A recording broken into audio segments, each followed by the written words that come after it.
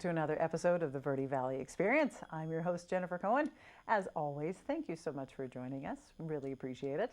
And the holidays are steaming in now. Oh my gosh, can you believe Thanksgiving is basically hours away, followed by Christmas, which is days away.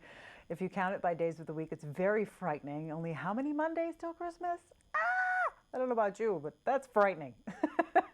But we have lots of good stuff to talk about on today's show, revolving around the holidays, revolving around the history of the Verde Valley. Lots of good stuff, so make sure you stick around. Our first guests today are Kelly McGalliard and Sedona from Sacred Scarlet's Scarlet Macaw Sanctuary. Yes, we have one of those. Sacred Scarlet's is dedicated to promoting the protection of the endangered scarlet macaws through programs that enhance awareness of their cultural significance in our modern world and the ancient desert Southwest. Yep, you heard me correctly. Macaws were present in the southwestern Indian cultures by 600 AD. Bet you didn't know that, huh? It's just so neat. And you've thought you've lived in the Verde Valley a long time. The macaws had you beat a long time ago. You'll hear more about that coming right up.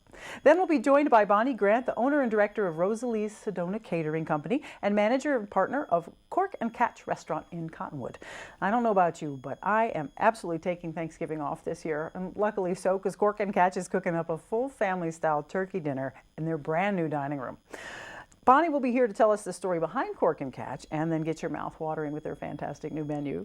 Our next guest will be Sheila Stubler, park manager from Fort Verde Historic Park, and along with Bob Erb, they're here from Camp Verde, Fort Verde State Historic Park. Sheila will be in the studio today to discuss the fort's upcoming Victorian Christmas celebrations. Every year, the folks at Fort Verde recreate the Victorian era with their Victorian Ornament Workshop. They host candlelight tours through the historic homes along Officers Row.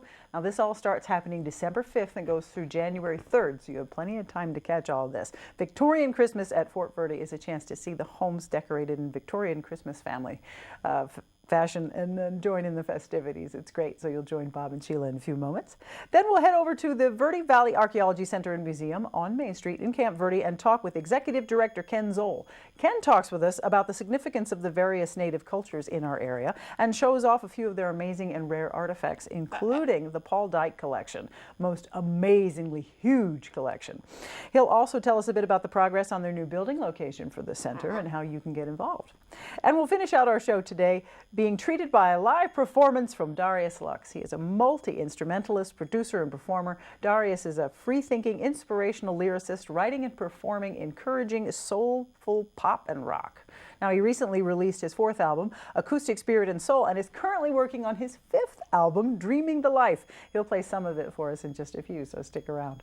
We'll go ahead and get started with our wonderful first guests. We have Kelly and Sedona from Sacred Scarlet's Scarlet Macaw Sanctuary. Thank you, too, for being here today. Thank you. Thank you very much. Appreciate it. Yes, yes. Thank you. Yes, thank you, Sedona. She's like, this is my good side. Now, tell us, Kelly, tell us about Sacred Scarlet's. Sacred Scarlet's came about in 2009. I had been studying scarlet macaws and their relevance in different historical aspects, initially in the pre-classic Mayan and the Mayan cultures. And then because I had also been very interested in thick-billed parrots and their history here in the desert Southwest, I realized that the scarlet macaws had quite a significant importance and relevance in the Native American cultures. Right. So that completely fascinated me. I love history, I love the native cultures, and I love parrots. So it just all sort of went hand in hand. Yeah, and it's truly amazing to think about the fact that these parrots have been here for so long, that they were carried along the trade routes by the traders. Of course, we know that their feathers were used in trading, but did you know the birds were here too? That's fascinating. I bet a lot of people don't know that. You're right, they don't. And this is part of the Sacred Scarlet's experience is I bring these birds to different venues and explain about their history here with the native cultures, and that they were traded. Sometimes people get a little confused and think that they were they lived here, that they were, that this was part of their natural habitat or native habitat. It is not. They came from 1,500 miles away. So they traveled quite a distance to get here. Yeah, probably on horseback. That's how everybody was getting around. Well, actually, that was, but not, but pre-Spaniards, no, they were brought up On foot. in foot, right, in burden baskets. There is imagery, especially in the Membrays culture, of baby parrots. You can tell by their shape and their feather length that they believe they were brought up by the Membrays. Wow. And into this area. How interesting. Now tell us a little bit about the scarlet macaw as a breed. Okay, scarlet macaws are what are considered New World parrots. Of course, meaning they're here on the American, North and South American continents. There are about 350 species of parrots.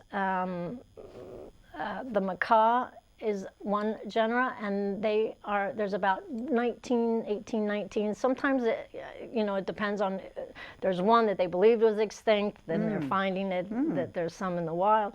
Anyway, so they are one of approximately 18 or 19 species. The scarlet macaw actually has the largest latitudinal range of any of the macaws.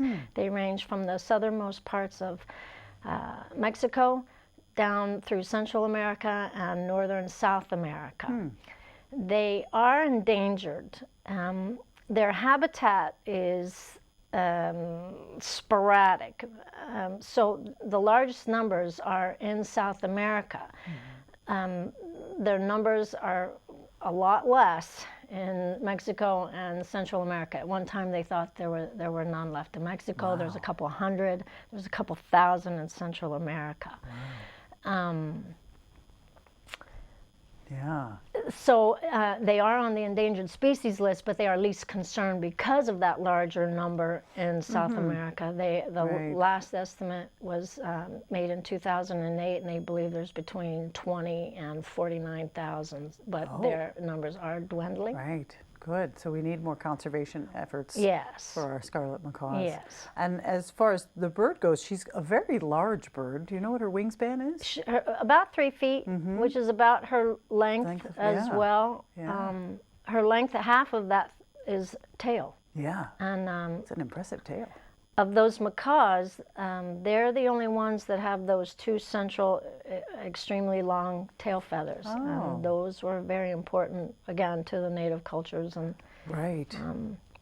They used them in headdresses and jewelry and decoration. Right. And I wonder how much elk meat you would get for a macaw feather back then. Exactly. I bet it was a lot. You probably got a whole elk for one feather. Right. They were prayer sticks, costumes, headdresses. There's a really interesting artifact that dates to about 1000 AD, maybe 1150. It's a sash. It was found up in Utah, in southeastern Utah, and it's a beautiful sash. If you go to my Facebook page, it's on there. You can find it, or just look up macaw feather sash, and it was made with these smaller red feathers. And it's very similar to some of the costume that the Pueblo cultures use today. How interesting. Gosh. Well, now, so you go around and promote conservation by doing lectures and demonstrations, which is really, really a wonderful thing. If you have an interest in having Kelly come for your organization or to do a lecture for you, or you'd like some more information, you can go to sacredscarlets.org, and that's a beautiful website, by the way. Very nice. Lots of good information, lots of good contact information. If you want to give her a call, it's 928-923-4488.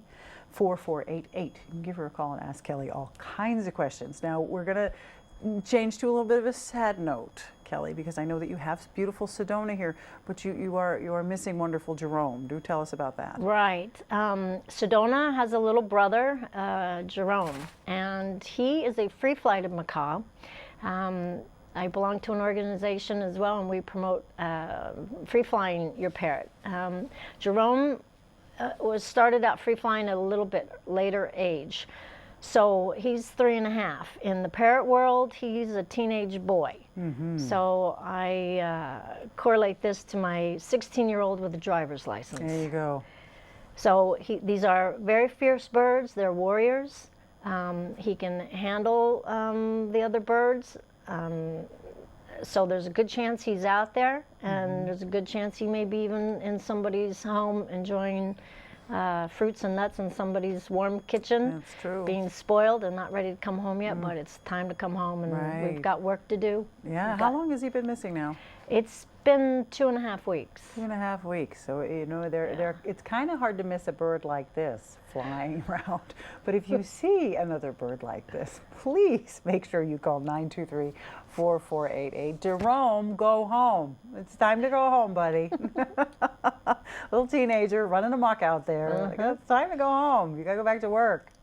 Absolutely. Yeah. It saddened all of us to hear that he had gone on flight about versus walkabout. Yeah, he went AWOL, but and how's Sedona been dealing with it? The first couple days, she called him. I know she misses him. Parrots in the wild pair up. Yeah. They're always with another, especially after they hit about 7 or 8 years old, they're always with a mate, whether it's a breeding mate or just a companion, lifetime companion. But she's also enjoying the time with me. Yeah. So. Yeah, sure. I bet. So be on the lookout for a 3-foot-long bright red bird with blue and yellow and answers to the name Jerome. He's gone out and about. We want Jerome to come home. And if you want any more information about Sacred Scarlets, make sure you check out sacredscarlets.org. Of course, Kelly, thank you for what you're doing. And thank you for bringing the awareness of scarlet macaws in our native culture to us. Because, you know, we talk a lot about native cultures and we see a lot about native cultures. Later on, we're going to visit the archaeology center.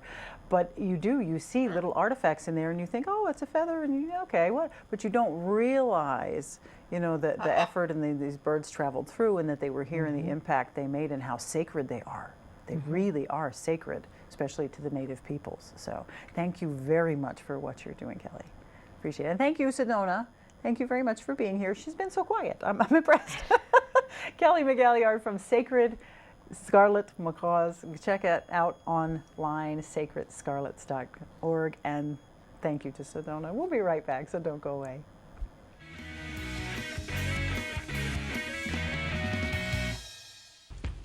Alvin and the Chipmunks want to remind you, bacteria can hide in food and make you ill. Wow.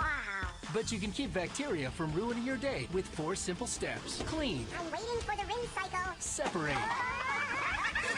Cook. And chill. We chipmunks are notoriously tidy. Check your steps. The road trip to food safety starts at foodsafety.gov.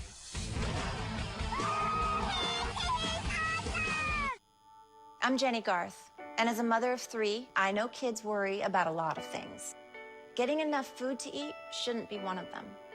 But here in America, that is a real worry for 1 in 5 children. Even though we are one of the most food-rich countries in the world, 15 million children don't know where their next meal is coming from. This is unacceptable, and something the Feeding America nationwide network of food banks is working to solve. Instead of accepting that our country lets billions of pounds of surplus food go to waste every year, Feeding America has made it their mission to help families in need by rescuing this food. Through food pantries and meal programs, the nationwide network of food banks provides more than 3 billion meals, serving virtually every community in the United States, including yours. Join me in supporting Feeding America and your local food bank by visiting feedingamerica.org. Together, we can solve hunger. Together, we're feeding America.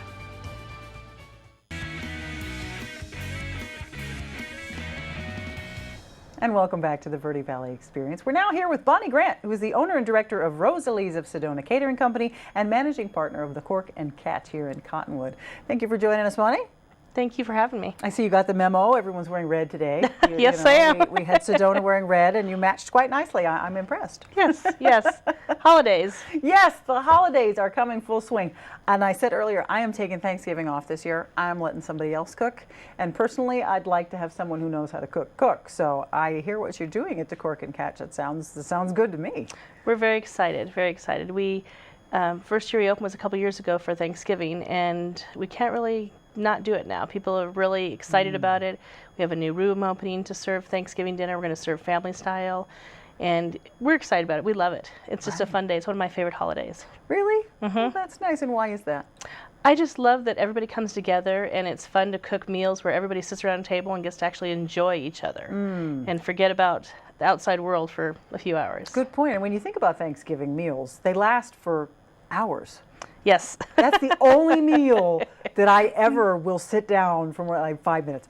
And, it's true. And we sit there and we chat and we have food and we just keep chatting. It's a wonderful, the one meal of the year besides maybe Christmas, that we sit still and actually enjoy the meal and enjoy the family. And however much more enjoyable when you don't have to do the dishes.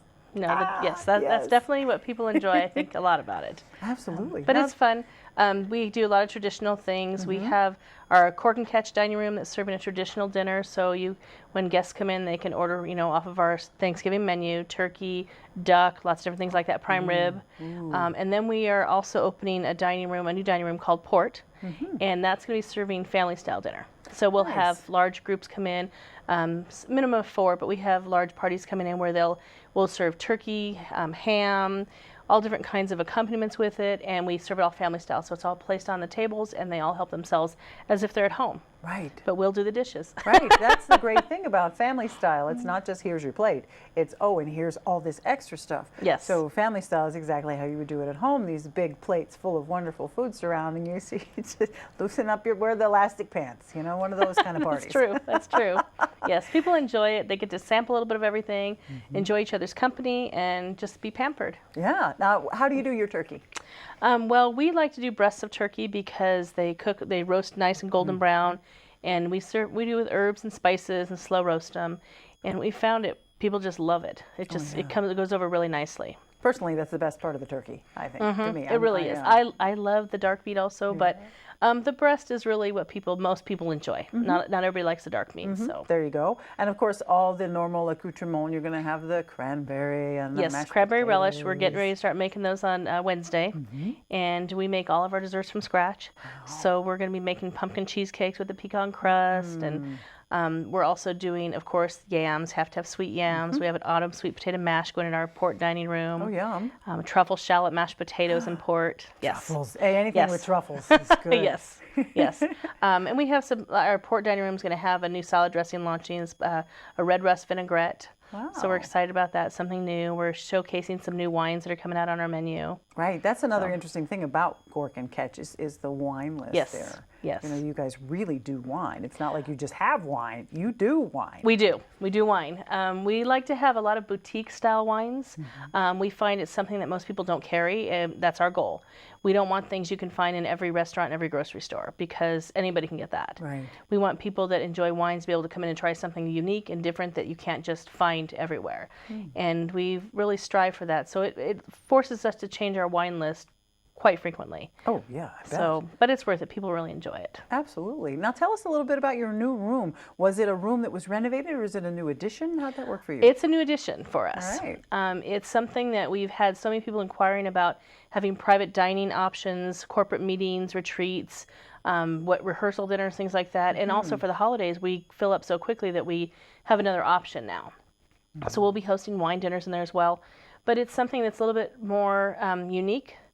I would say rustic feeling, and it has a whole different feel than what Cork and Catch will have. Wow. So yeah, something I'm very excited about. I've been catering for 14 years for Rosalie's of Sedona, our company, and it's my passion. So this gives me the opportunity to do something more unique outside of the restaurant feel, and lets us really create something different for every event. Wow. So I'm very excited about that. Now, as far as I know we've discussed the wonderful Thanksgiving feast that's going to be going on, but on a daily, what are some of the more popular things over at the Cork and Catch? We serve a wild salmon, which is very popular. We cut our own fish. Oh, wow. So that's very unique, yes. Obviously, not everything can come in like that, but we cut as much as we can get in fresh. For Thanksgiving, we're actually going to have fresh swordfish coming in. Wow. So that's very different. But we serve a lot of hand-cut steaks, ribeyes. That's very popular in our establishment. Believe it or not, it's cork and catch, but we serve equally as much beef as we do fish. And then we serve scallops, which is something you don't find in every restaurant either. Right. And so we do a Mediterranean scallop. We have a bayou dish that has shrimp and scallops and a grilled sauce. So it's, yes, very nice. Wow. Yeah, seafood. You know, that's something I really miss living out here in the desert is Yes. seafood. We're fortunate. We actually have, the availability to get a lot of different items. So That's yes. impressive. And cork and catch has been around a while now. It used to be. We're almost to 5 years. Yes, yes. We're kind of the hidden gem, and that's what people call it because it's difficult to find us. But once they find us, they keep coming back. Right, absolutely. You guys are located at 1750 East Villa Drive in Cottonwood, and looks beautiful on the outside, especially at you. night when the sign is lit up. So very easy, really. East Villa Drive. It's not like it's in a Nope. weird place. You Just right off Main Street. oh yeah, there it is. It's right there. I go past it all the time. I go, oh, there it is. You know, Yes. it's wonderful, and it's again for holiday parties and corporate meetings. And now you've got this Yes. extra room, which is just super. So you guys are building and building and growing, and that's just awesome. We're very pleased with it. Yeah, and you guys are open from Tuesday through Saturday, correct? Tuesday through Saturday, we open for lunch at 11 a.m.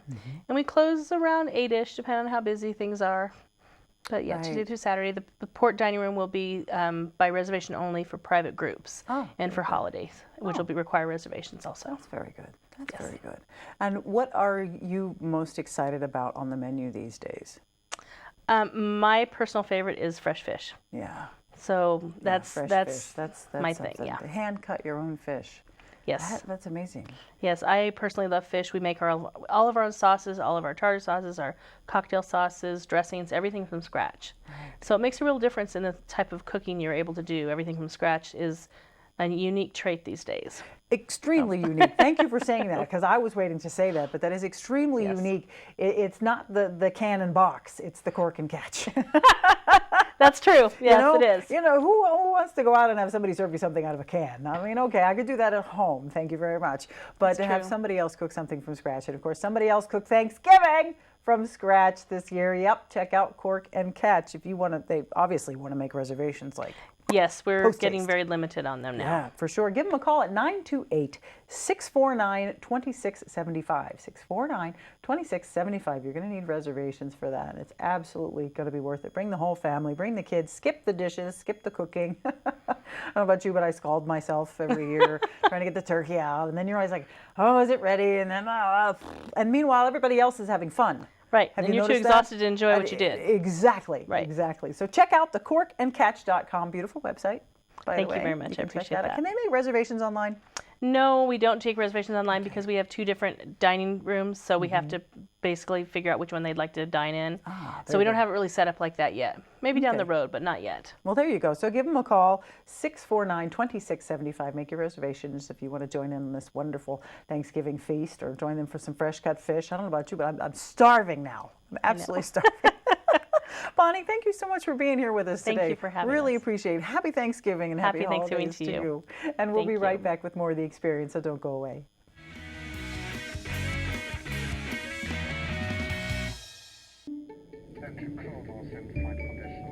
Your seat cushion can be used to grant wishes.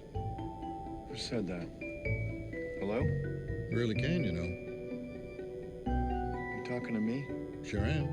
Because the airline miles or dollars you donate to Make-A-Wish can help send thousands of kids on their wish trips. So donate to Make-A-Wish today. You really should, you know.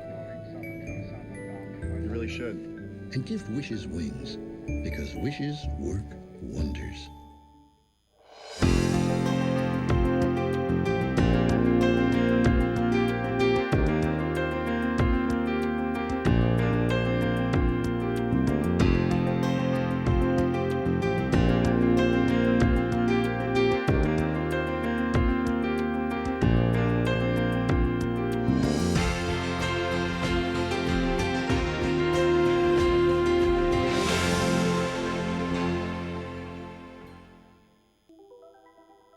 Todd's a great guy.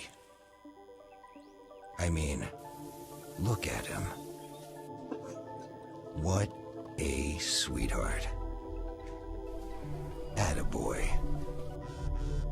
Wait, Todd, what are you doing?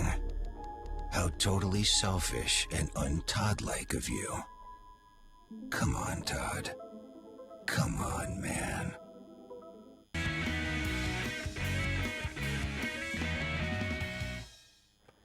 Ready? And welcome back to the Verde Valley Experience. Yes, I am holding a ham and a pie. It's not something you're going to see very often, but once a year, we have the lovely Sheila Stubler. Always brings me food.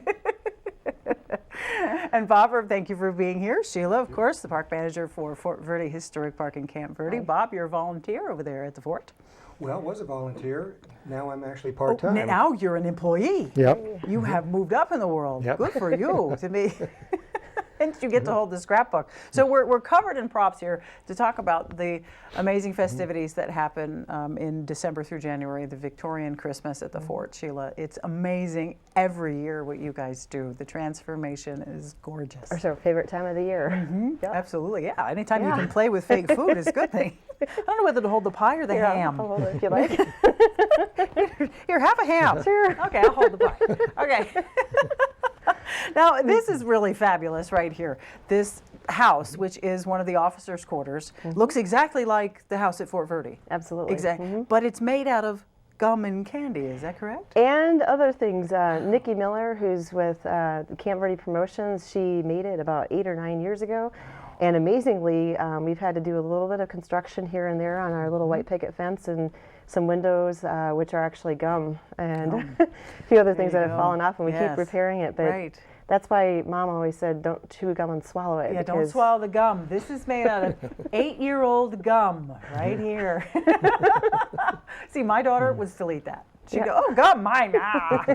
So don't swallow the gum, kids. But that's a wonderful example of what the building would look like. But you guys go all out. Yes, we do. You really, really do. You set the tables.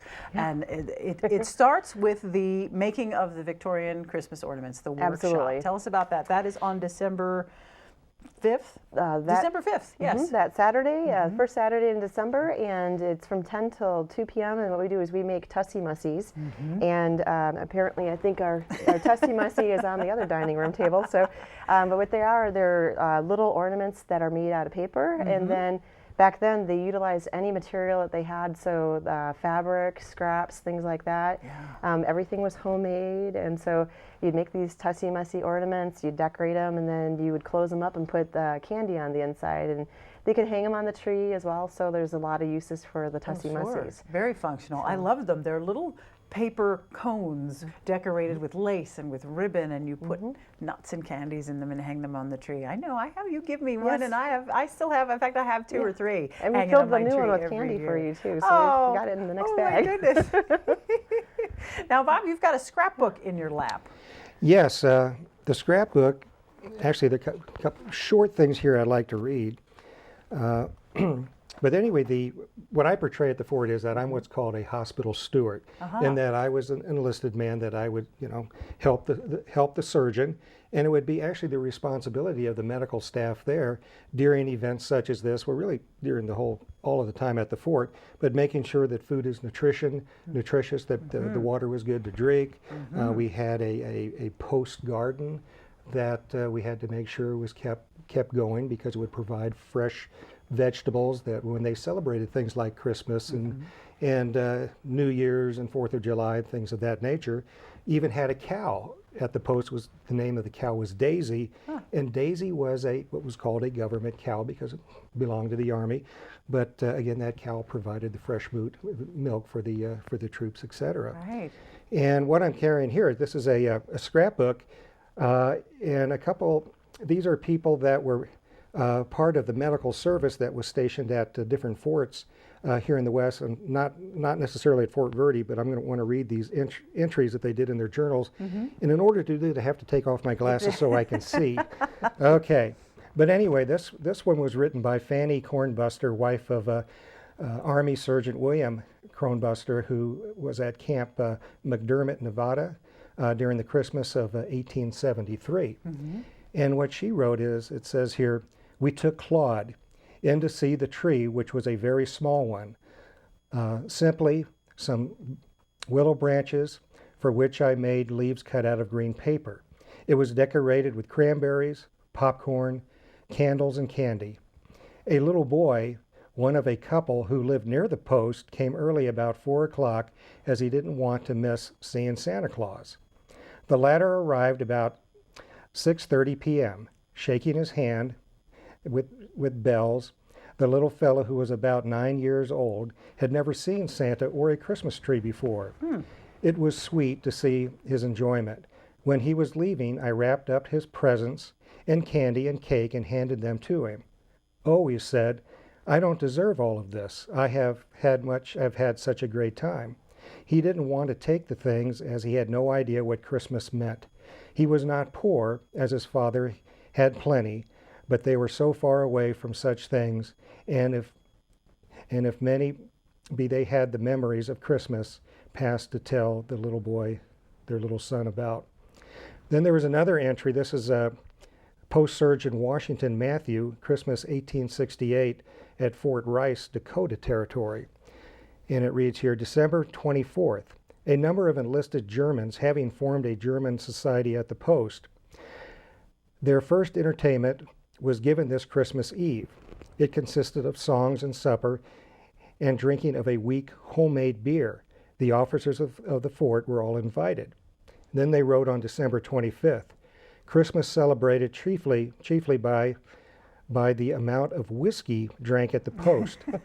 Soldiers having filed away whiskey orders and stored away the articles itself for some time past to view of the approaching festivities. So they rewrote the orders so that they could have some whiskey. They could have some whiskey. That's too fun. But anyway, we do have at the fort quite a number of entries that were made in journals by people during Christmas. And again, a very special time because living on a post can be monotonous. And of course, times such as this was an opportunity to break out of the norm and really enjoy themselves. Absolutely. Yeah. And one of the most enjoyable things, I think, about Christmas at the fort is the candlelight tours that you do, Sheila. There's nothing lovelier. I mean, the fort looks beautiful, it's all decorated. But then you add candlelight to it, which is absolute authenticity here. Yep, and we even brought a sample right here. Oh, our lovely lantern light. Some of our lanterns. So we will be changing wicks and adding more oil for the next candlelight tours. Those will be Friday, December 9th, and Saturday, December 10th, from 5:30 to 8:30. So the town also has, Camp Verde has their annual Christmas Parade of Lights that Saturday night. So to come out and join the parade and come on over to the fort afterwards for hot chocolate and cookies. Yeah, absolutely. Now the fort's going to be decorated starting the 5th all the way until about January 3rd is when you start taking things down. So you can come and enjoy the beautiful, authentic decorations that the fort has done up and tour the officers' homes and things like that. But if you want to join in on the Victorian Christmas ornament making class, that's happening at 10 a.m. until 2 on December 5th. There's no charge for this. You can make a couple of Tussie Mussies. You'll be addicted. You want to be making them every year. And then, of course, the candlelight tours are happening, you said, on the 9th and the 10th. Correct. And they happen from 5 until 8:30. You want to join. Is there a charge for the candlelight tours? Yes, just the regular park fee of $7. So what we encourage people to do, if you come by day, you can see the fort by day. Your fee in the daytime will still be good at night, so you can see it at day and at light. Great. And if you need more information, there's a new app out. Yes. Tell us real quickly about the app. Yeah, the town of Camp Verde just created a Camp Verde app, and so we have these little advertisements that have the app on it, so you can take your smartphone and have that QR code reader, and you put it up to the little app right there, and it will have a link that goes right to Camp Verde and all the different events and everything. Wow, Camp Verde has its own app. It's exciting. That is exciting for Camp is. Verde. I mean, hey, you got your own app now. Congratulations. Well, Merry Christmas to you both. This is the first time I'm going to say this. Merry Christmas. Have a Merry Christmas for you guys. Thank you. You too. Thank you for the work that you're doing. It's absolutely gorgeous. And we appreciate year. you having us on because inviting Fort Verde on the show and just getting the word out about everything, it really helps to keep us open to the public, and so we can't Absolutely. thank you enough. I know. Check out azstateparks.gov if you want some more information about any Arizona state park, but especially Fort Verde State Historic Park. Thank you, Sheila. Appreciate you. Thank you, Bob. Thank We'll you. be right back, so don't go away.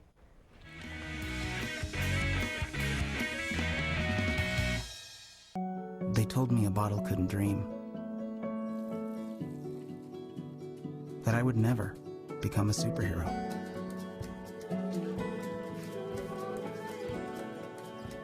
But I learned how to fly.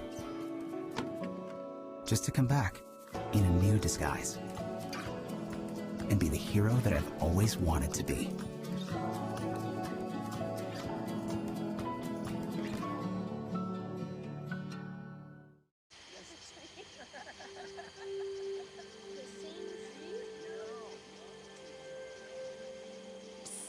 They're coming. Places, everybody. Light check. 1, 2, 1, 2. Everything looks good on our end. And lights. Come alive with the forest. Visit discovertheforest.org to find a forest near you. This new dad is picturing a tree house in the sky, but he's ignoring the instructions. Good luck, big guy. His kids know that he's building without a clue.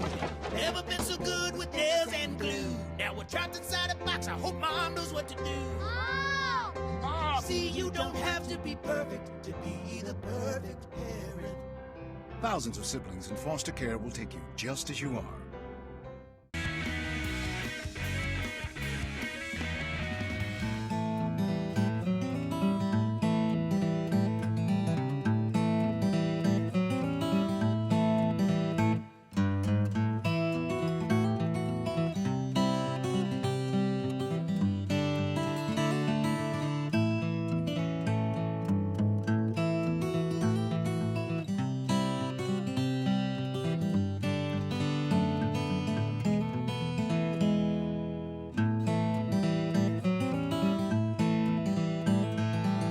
And welcome back to the Verde Valley Experience. You've joined us now at the Verde Valley Archaeology Center and Museum, which is located on Main and Holloman in Camp Verde. We're standing here with the Executive Director, Ken Zoll. Thank you for meeting with us today. It's a pleasure. This is an exquisite museum you have going here. Well, thank you very much. Yeah, we're very proud of it. It's taken a number of years to put it together, but we're really moving now. You are. You're moving at a very fast pace now. Yes, you've starting to break ground on the new area for your new building. Mm-hmm. And of course, fundraising along the way for that. Yes, that's the big challenge right now is obviously fundraising. But until then, we still have the museum. People can come in and visit, and we'll be doing a lot of classes as a fundraising event. We'll be starting a tour company next year to start doing tours about some archaeological sites, in addition to some sites that are closed to the public that we only have access to. Oh, that's exciting. That'll be fun. Yeah, insider information. That's great. We're standing here in front of one of you have so many fabulous displays, but this is one of my favorite displays. This is the Dyke collection, which is absolutely so cool. Tell us a little bit about what you've done right here. Sure. Well, Paul Dyke, for example, he died in 2006, but he was born in Chicago, but raised in the Dakotas among the Blackfoot, the Sioux, the Cree, and he was a member of the descendant of Van Dyke, the famous Flemish painter from the 1600s. And when he turned 11, they sent him to Europe to learn how to paint. Enrolled in the Munich Academy of Art, and then came back at 18, went back to North Dakota, and actually married the daughter of the Sioux chief at the time. And they were married for about 2 years until she unfortunately died in childbirth. And he was depressed, and he got on his motorcycle and went west and found this ranch in Rimrock that just abuts the north end of Montezuma Well. And so he settled there. It's on Beaver Creek, and built a studio and painted the rest of his life there. He's not that well known in the American Southwest because he only painted Plains Indians and plains scenery, but he had one-man shows in every major gallery and city in the United States. After he passed away, his family found that he had excavated with the LA County Museum a cave on his property, and they had pulled out over 25,000 artifacts. And so it had been sitting in this shed for like 50 years. And so the family gave the items to us. And after we cleaned them up and started to catalog them, we now have the largest textile collection ever found in the Verde Valley, the largest farming collection, the largest hunting collection, the largest collection of game pieces. So this is quite an amazing collection. And we have Hopi and Zuni weavers here regularly looking at the weaving of their ancestors, surprised at how technically proficient they were. And we have University of Arizona up here looking at the agricultural materials because they say this is the largest and best preserved collection of seeds that they've ever seen. So they've been taking things for DNA analysis and other such things. So it's quite an exciting collection. And we rotate the textiles every 5 months. We can't keep them even in the controlled condition we have them. You can't keep them out for more than 5 months. So every 5 months we take the 6 examples out, we put 6 more in, and we could do that for 10 years and you won't see it all. Oh my gosh. Yes. That's amazing. Yeah, it's a big collection. Absolutely. And then, of course, the rest of the center and museum, everything you've got, all sorts of pottery. Your jewelry selection, of course, is one of my favorites. The newest exhibit we have is ancient adornments. And so we have bracelets and armbands made out of shells. We have a whole variety of different materials they use for pendants and for making beads. A lot of shells from the Pacific coast, Gulf of Mexico, Sea of Cortez, all of which were traded in here and they use for personal adornment. So.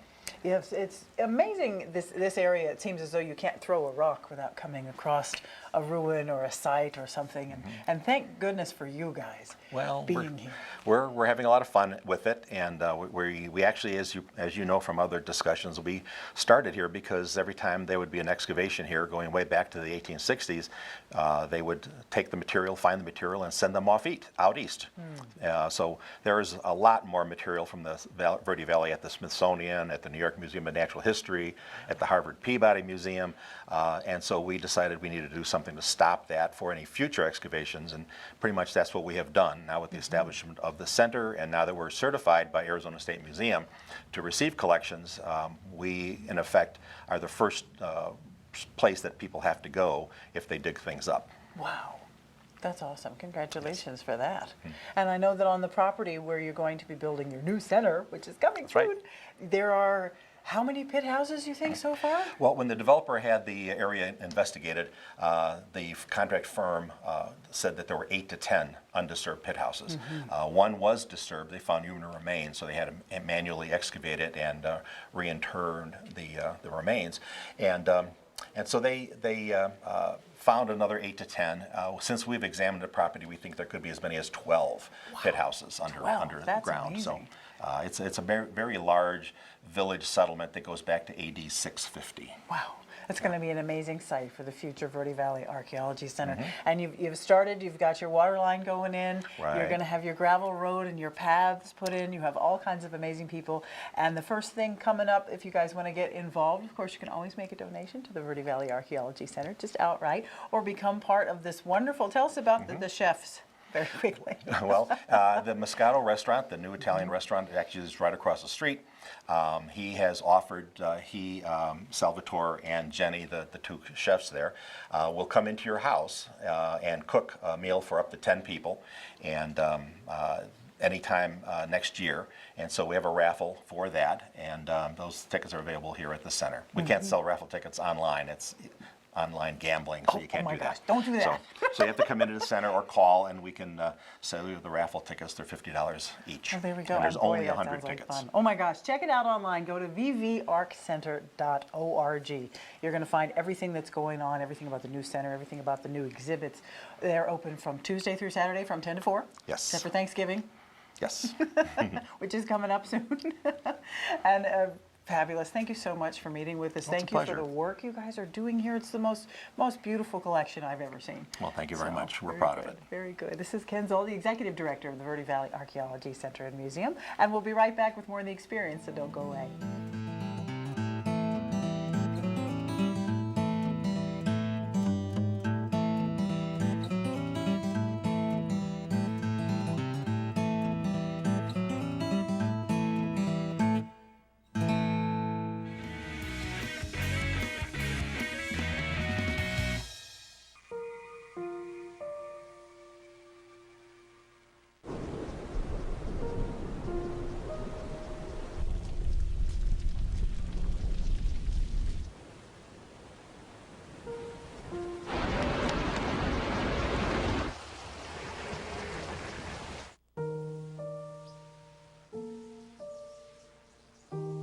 Evacuate.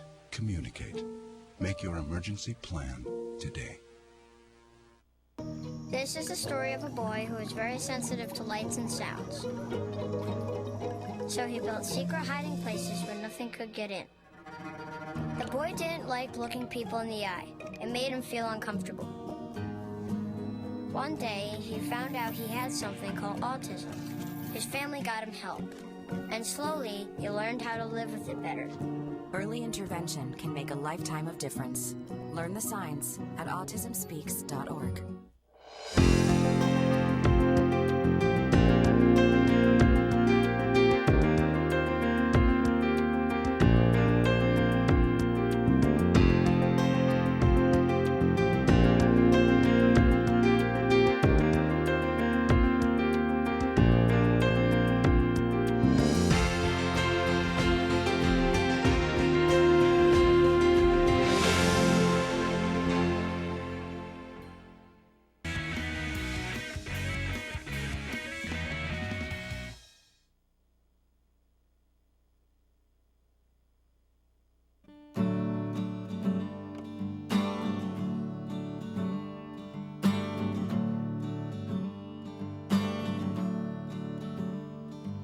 It's an ordinary morning on an ordinary day.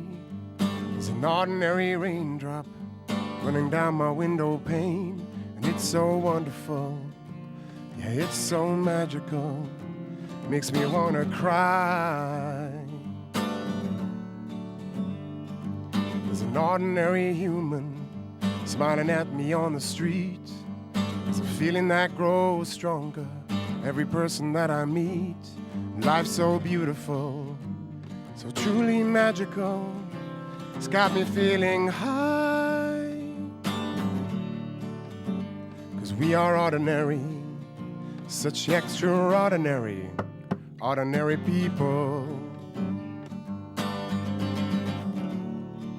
In the smell of fresh cut roses, in the look on every face, in the heart of every one of us, you will always find a trace of something beautiful, something magical, right before your eyes. 'Cause we are ordinary, such extraordinary, ordinary people.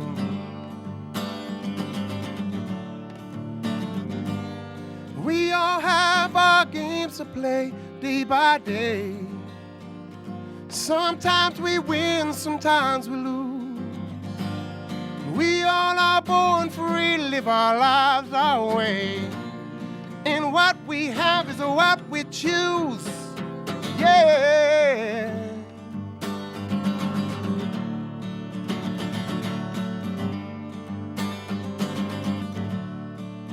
Sound of rolling thunder echoes through these streets. And the rain comes gushing down on us, and it soaks right to our feet. And it's so wonderful, baby, to be right here with you and just to be alive. There's an ordinary rainbow spread across the evening sky. There's ordinary teardrops that are rolling from our eyes. You're so beautiful, baby, so truly magical. I know we're never gonna die. 'Cause we are ordinary, such extraordinary, ordinary people.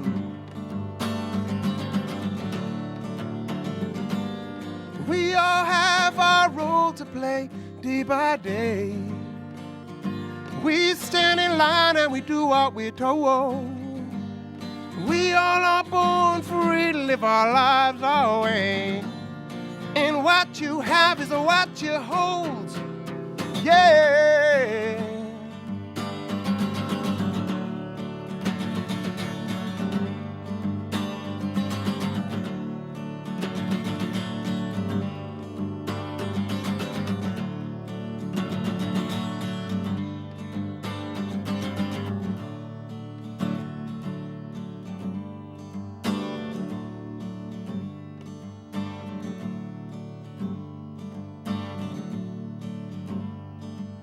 There's an an ordinary sunset. It's glowing up above, and an ordinary moon that is rising just because it's all so beautiful, so truly magical. Feel like we can fly, 'cause life is ordinary, so extraordinary. This world is ordinary, so extraordinary. We're all so ordinary, so extra, extra, extra, extra, extra, extra, extra ordinary people.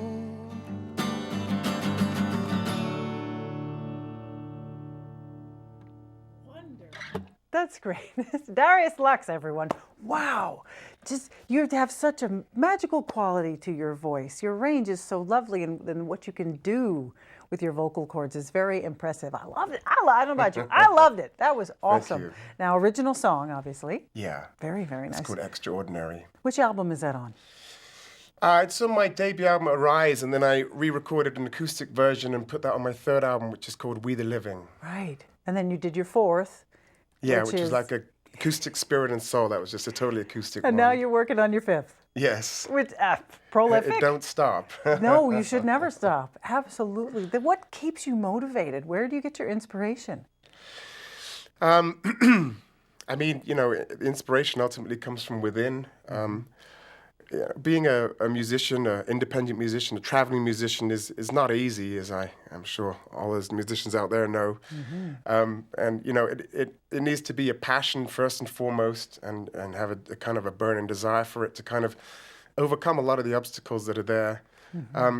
But, you know, it's as you do it more and more, and as you kind of make your way along the journey, it becomes part of who you are. You know, and at this point, there's no doubt, there's no question. Like, it's what I do, it's what I'll keep doing, and until the day I die, you know, it's part of me. Right, and you do it well because you're successful. Thank you. Which Yes. is wonderful.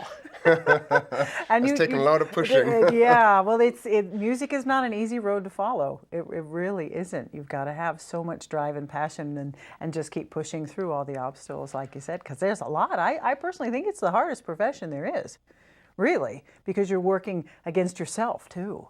You know, pushing past your boundaries and your limits, and ever pushing and growing, and I can do that better. And then songwriting, good God. And your lyrics are beautiful.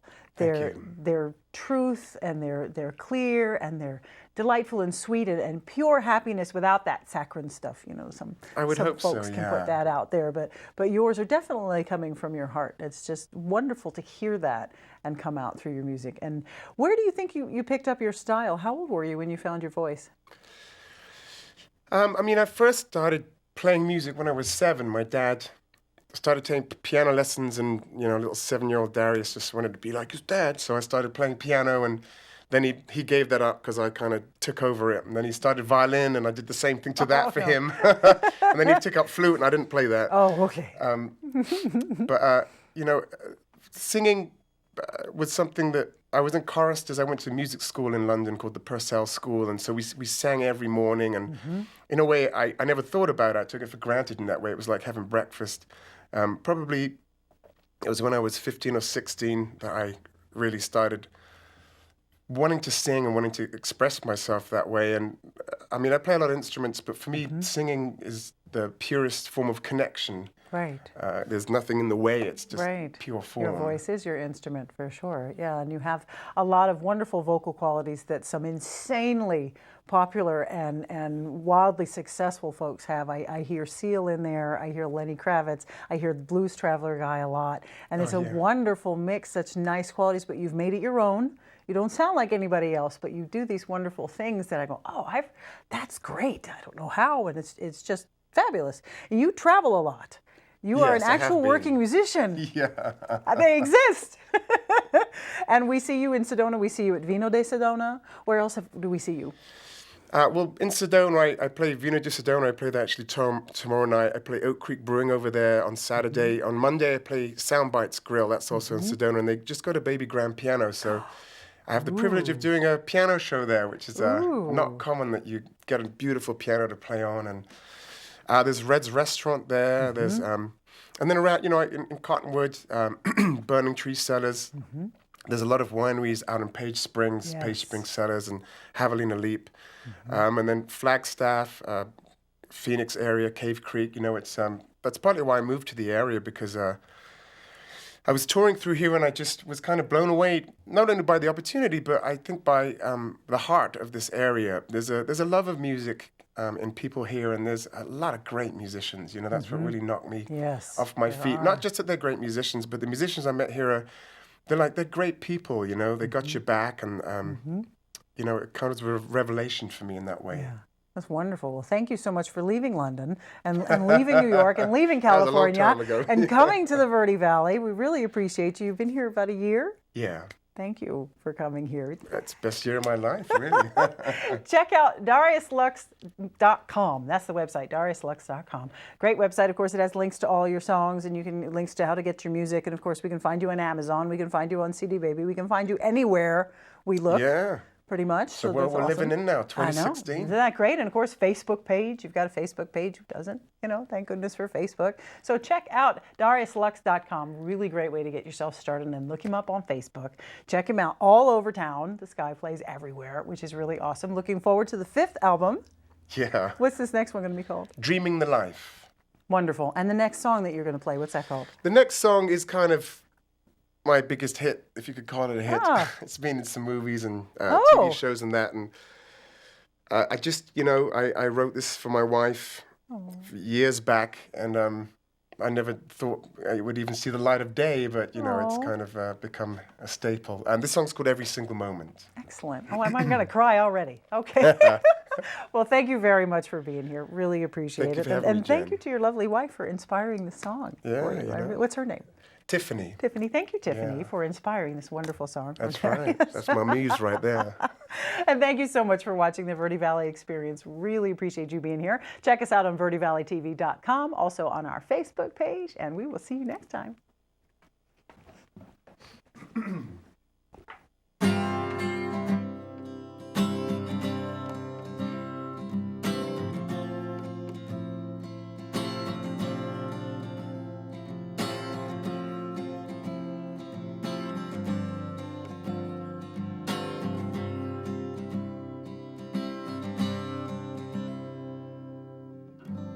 Every day I'm with you's like Sunday, the kind of day you wanna play. Forget about the world till Monday, 'cause there ain't nothing in our way. And oh, when we're running wild and free, I know that I only wanna be in every single moment spent with you. It's all I ever wanted. It's all I wanna do. There's a reason to live when I give all I can give in every single moment that I am with you. And every step brings us so much closer that I won't let it slip away. And I don't care where the wind may take us. Let's keep on rolling on our way. And oh, why don't we just disappear? Let's go, baby, far away from here.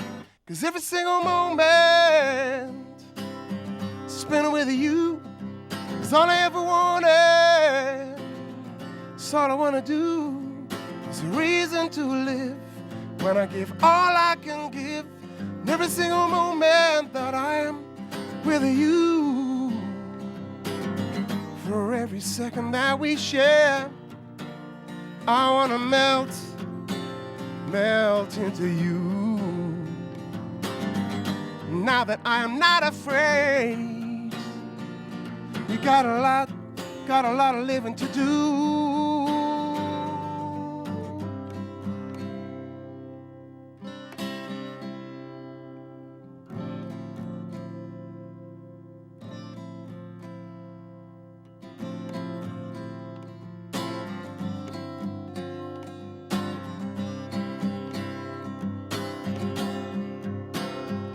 every single moment spent with you is all I ever wanted. It's all I wanna do. There's a reason to live when I give all I can give. And every single moment that I am with you.